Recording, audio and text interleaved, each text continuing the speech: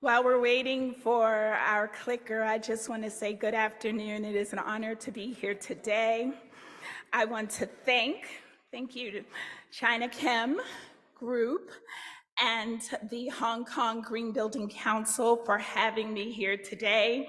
Shout out to my IWBI peeps, wherever you are, and our broader WELL community. I am the 0.1%.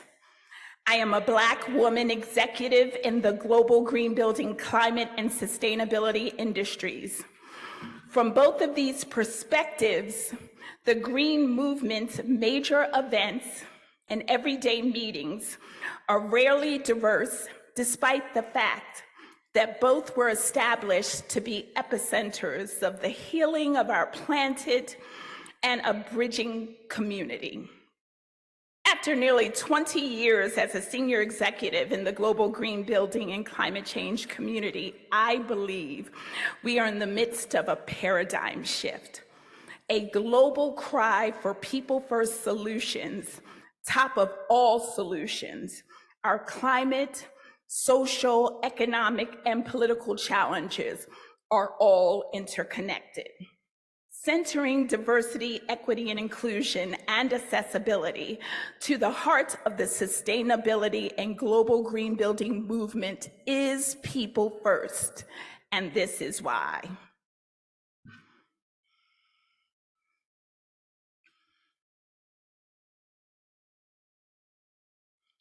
The WELL Equity Rating is about empowering organizations to take action and drive accountability toward the diversity, equity, and inclusion and accessibility goals. It's a roadmap to help turn commitment to action. It taps into the power of place and seeks to give everyone a sense of belonging. Equity and diversity are not just an ideology or slogan. There's a lot of science and evidence behind the WELL Equity Rating. It translates science into a roadmap with actionable strategies. There is science to prove enhancing the sense of nature, place, and culture that can promote people's mental health. There is science behind why some neurodivergent people are sensitive to light or sound, therefore designing focused areas for them can bring the best out of them.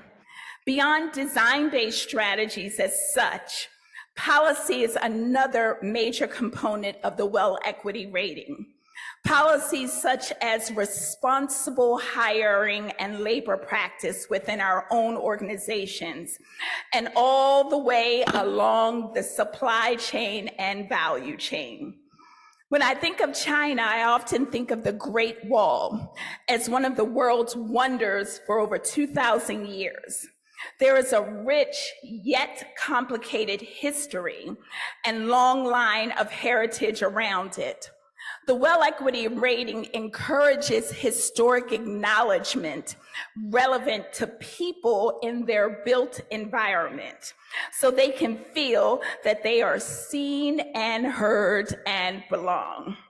The WELL Equity Rating celebrates individuality. Uniqueness has power. Inclusion and equity has power. This is a part of that dynamic paradigm shift that I'm speaking of. Everyone has a voice to be heard. When we think about in the building industry, Billy in the basement, my years in the hospitality industry, really looking at sustainable performance, I remember my hotel sales folks would just grab the engineer, wondering about greenwash and were they performing according to their commitments. We have the ability to bring the people from behind the curtain to top of mind for our strategies and goals. Communication matters. I love centering this quote by Davina Lavaris Stewart. Diversity asks, who's in the room? Equity responds, who is trying to get in the room but can't? Whose presence in the room is under constant threat of erasure? Inclusion asks, has everyone's ideas been heard? And justice responds, whose ideas won't be taken as seriously because they aren't in the majority?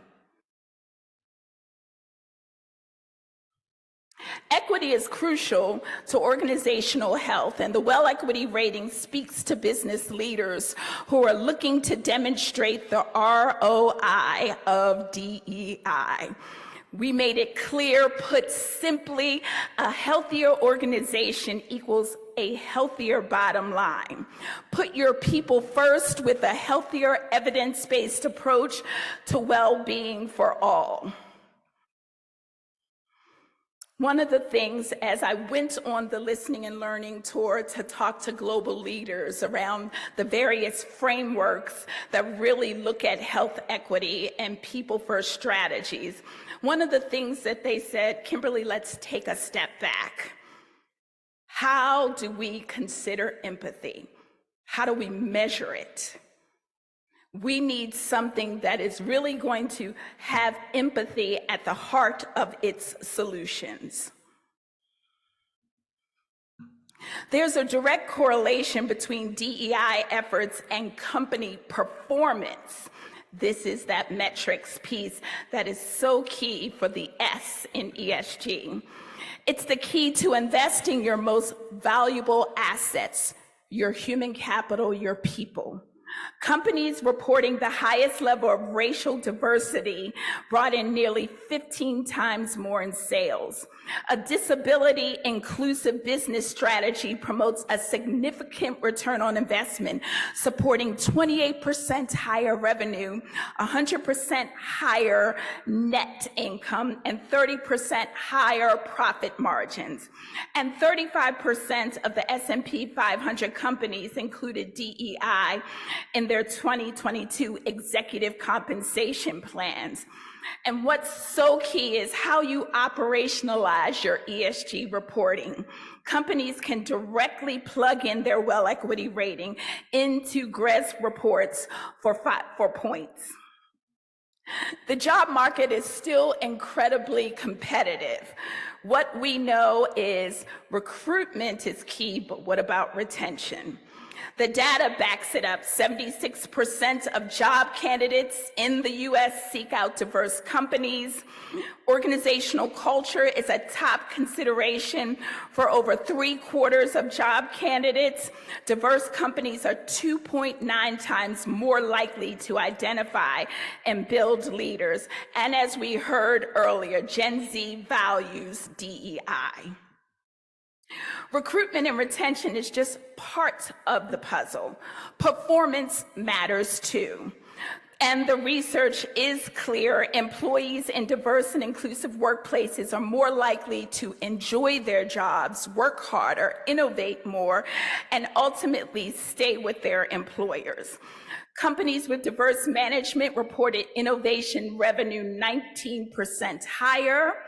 Diverse US organizations are a third more productive, and teams with higher gender diversity, whoop whoop to the women, are 21% more profitable than their less diverse counterparts.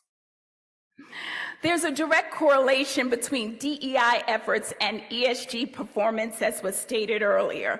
38% of the Fortune 200 include diversity and inclusion metrics in their ESG reporting. The latest return on equity report by Out Leadership says adoption of LGBTQ+ inclusive ESG reporting skyrocketed among top corporations in the United States. And organizations can use WELL to guide their annual reporting on social sustainability. In 2018 and beyond, more than 190 organizations, including many in the Fortune 500, have incorporated WELL into their sustainability and ESG reporting. So as we transition, I've given you a solid foundation for the why. Now let's get into what it is, the rating. And I want to say, as I led this, I'm talking about my first 20 years, what was key and was so significant is the ability to leverage our global community. Many of your leaders here that were on our advisories to really help us to understand at a macro and a day-to-day level the most salient research to help us focus on the strategies from the WELL standard that we would embed into this rating.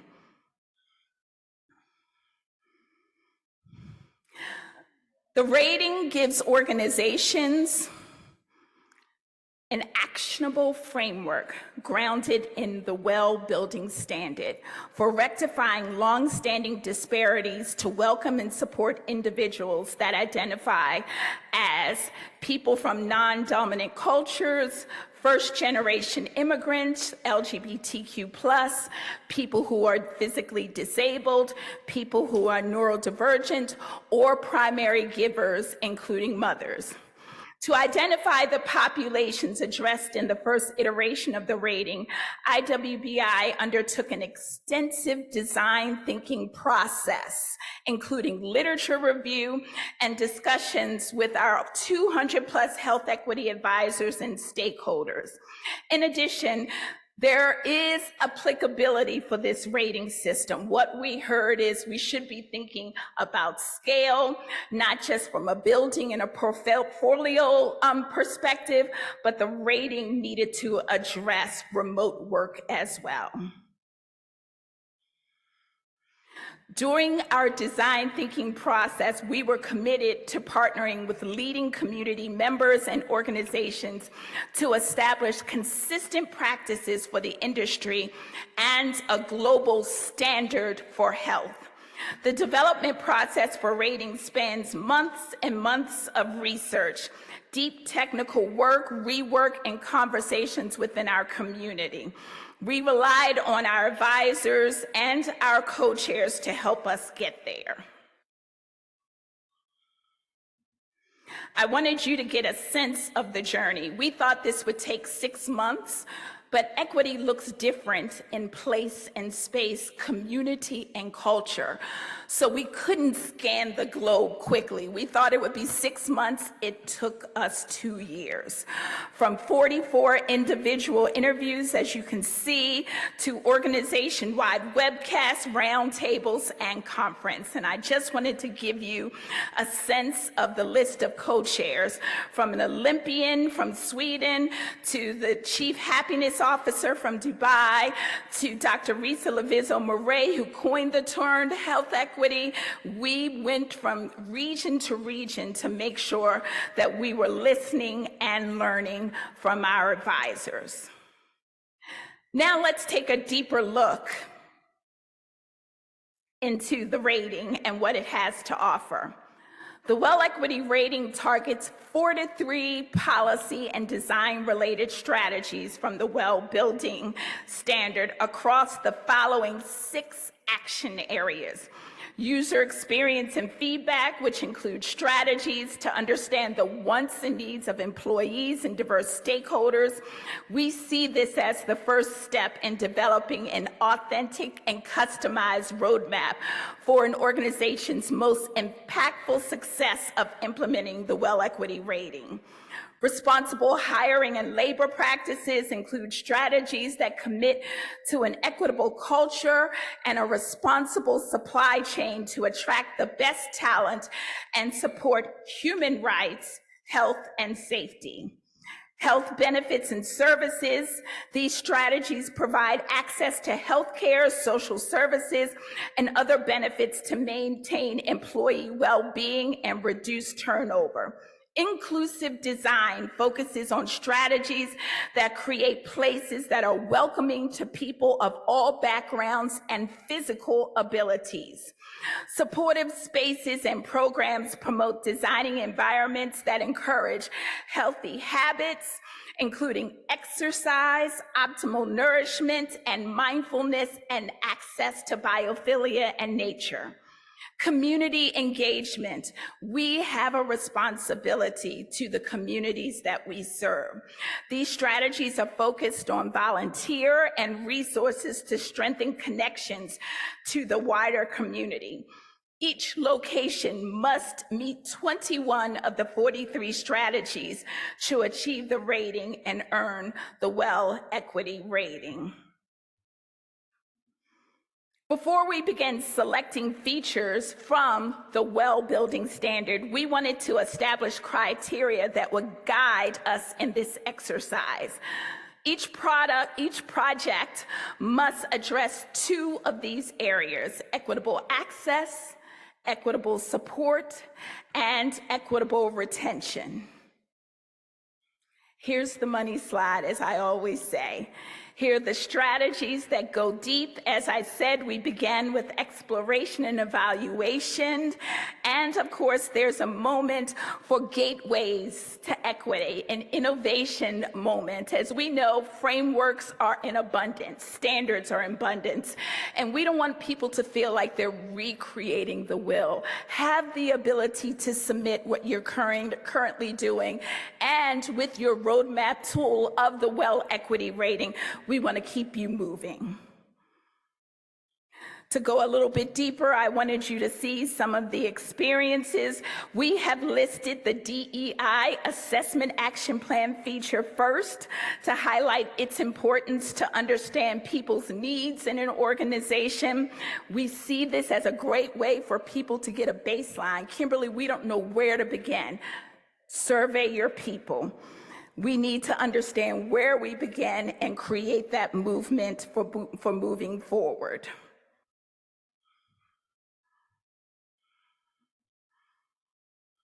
Responsible hiring and labor practices. This theme addresses everything from equitable hiring practices and employee resource groups to modern slavery. Inclusive design, we have specific design features in that are looking at wayfinding, specifically prompting, understanding how the space and place can support people who are neurodiverse, especially those that are hypo or hypersensitive. Of course, bathroom accommodations and single user facilities, helpful for the aging and primary caregivers. And of course, health benefits and services that are important all throughout the value chain, not just for your employees, but what are you doing for your suppliers and contractors? Supportive programs and spaces encourage healthy habits, including exercise, optimal nutrition, and mindfulness. And of course, community engagement. As I said, it all begins in your authenticity in your walk. And as I wrap up, I want to return to where I started. People matter. Belonging occurs when people can see themselves in a significant way within your corporate culture and that they feel seen and heard. This work we have done with the broad help of our global health equity advisors is a holistic solution. Many programs and indexes to support DEI efforts focus on one or two population segments. We are grateful to have embraced 6. It's also design focused, going beyond policies and protocols to help organizations revisit how intentional design decisions can be vehicle to help people thrive in their spaces. And lastly, the program is scalable. When I wrote my Medium article, Revival of Green, my pathway to building a diverse, equitable, and inclusive movement for the green building industry has been both incremental yet revolutionary. I have seen small and moderate changes globally for people-first solutions. Rarely do you come to a green building industry when you see many Kimberlys there, and we want to see more of that. What I have learned is that building impact to scale is needed to be disruptive and to bridge the benefits of our movements to those who have been locked out. We need bolder thinking, strategy, and action. Thoroughly look at your meeting and boardrooms, your Zoom calls, your project teams, your supply chain. The definition of a modern company organization will reflect a more diverse, equitable, inclusive, and just culture. Businesses ask these questions: who's impacted? Who's left out? Who can be lifted up? But businesses are now accountable to basic reporting: human capital performance, what's happening to me, better or worse; social capital performance, how I interact with others, better or worse. Hashtag we are well and we can do it together. God bless.